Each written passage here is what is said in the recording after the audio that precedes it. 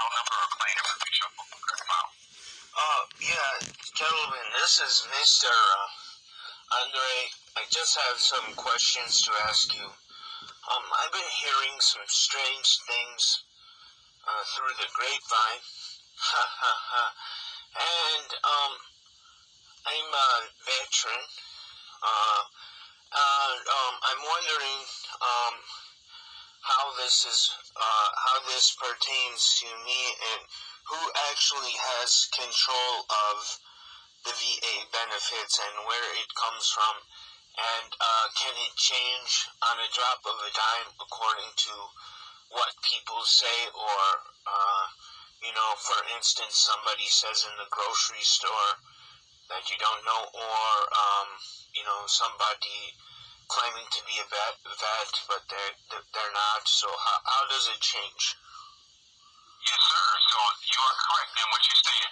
So, example, let's say if I'm your neighbor and I know you are service connected for a back issue, and you're 100% for it, and I see you carrying tiles up a ladder, I can call, or if you're saying, or call the VA and state what I saw, or if you claim to be in a wheelchair because you're 100%, I can call the VA and basically say, I saw the veteran walking the other day, and he states he's receiving service-connected monies for being in a wheelchair and you're not. So if there's fraud, it can be reported to the VA. What if there's a bigger issue, like they're saying you're a criminal, but you're not the criminal, and this kind of thing has went on for a very long time, and now you've been receiving compensation and pension, or pension, and then sometimes it's compensation if you choose to work compensated work therapy.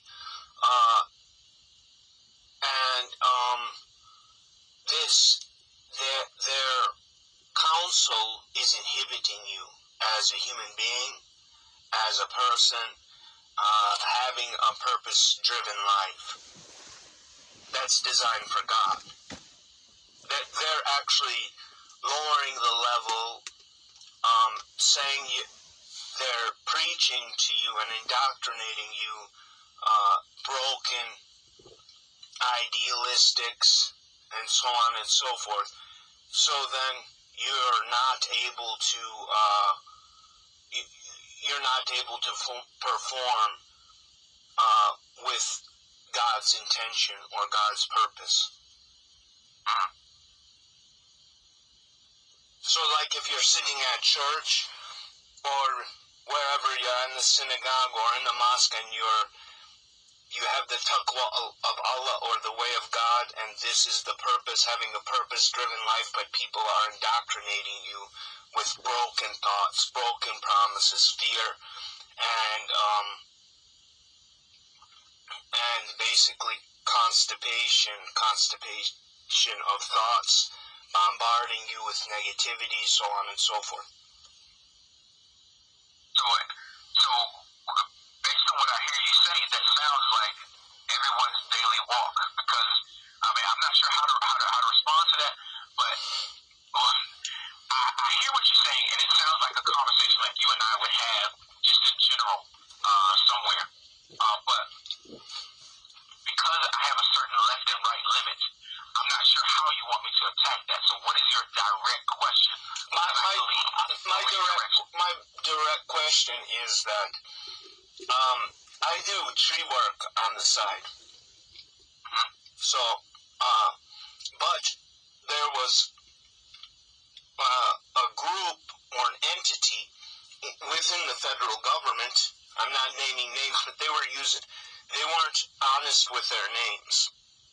And when they weren't honest with their names, then they would write propaganda about individuals that had the potential to break genetic curses and confines put on to them by even close people like their parents, broken ideals, broken minds, genetic dispositions that was taught, and some of them weren't taught, and some of them were ingrained in the genetics, and that sort of thing. And what was happening was a manifestation of people that weren't necessarily responsible for the words they said or what they did. Gotcha. Yep. I'm tracking now. So what you're saying is how does one combat statements that were provided that were false on them if given to the VA in relation to their service-connected disability? And justifiably so, because in some cases an authoritarian figure might have some issues with somebody that has filed, I don't know the correct or corresponding number, but the easy file that has so many different options in it when you file that claim. Yes, sir. So the way that you kind of cement everything to make sure, or as the veteran, if this is specifically your case, no matter what someone says, as long as you have the information documented, that your doctor has specifically said that you have chronic adjustment disorder, or you have this arthritic condition in your shoulder or your back, and they see it specifically there. And that you're currently just seeking treatment for it. That is the most important thing. So just to restate, someone specifically, anyone can call in. Let's say if I'm your brother and I'm jealous of you. I can say, oh, I think my brother is lying. So anyone can call in and say whatever it is, and the VA may investigate it. As far as a complaint about someone who could be, let's say one of the adjudicators. Let's say the adjudicator is your neighbor, and they continue to deny you. What you would do is send up a complaint and basically state that, and I get you in touch with I want to say it's the OGC department or whatever it may be, and they will be the ones who would take your complaint to basically state that you feel that whatever action that this person is doing is unjust. That's did I understand that correctly?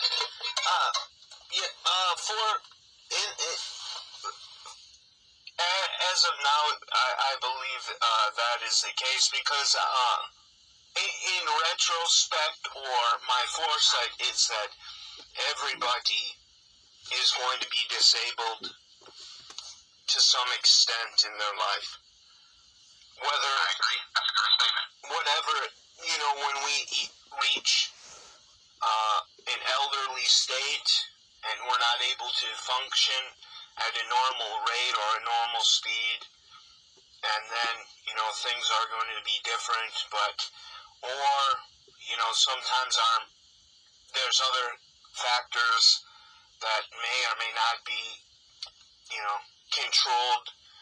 So, with this being said, I'm making that apparent, and all the other options, when it comes down to the claim, just the form in general, there's many different options there that are considered disabling or abling, and a lot of them depend on the perspective. So I'm not, I'm just going to make sure, as re-edifying, that people, even though if they may complain, they can't really change it, or in order to change it without informing me, what would they have to do? What information would they need? So what they would do is, an example, they would say, it's called a routine future examination. So if they have probable, I don't know if it would be called probable cause, but a reason to reinvestigate it, what they'll do is send you out a letter basically stating routine future examination, and have you to be seen by one of our physicians, and they would look at your records where you received care to make a determination. Okay.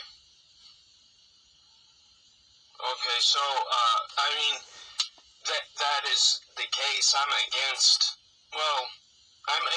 the abuse of pharmaceutical drugs, whether they're prescribed or not, so whether in elderly state I choose to take them, I am not, I choose not to at this age, but that is just my personal opinion. I do thank you for your time, And I thank you for your explanations, and I hope you have a great day. All right, you the same, sir. Definitely thank you again for your service. And did you want me to give you that number for that kind of like a whistleblower line? Sure.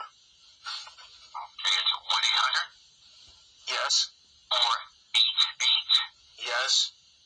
8244. Thank you. No problem. Did you need me to transfer you there, or are you going to call that at a different time? I'll call at a different time. All right. Well, good luck to you, sir, and thank you for your service. You take care.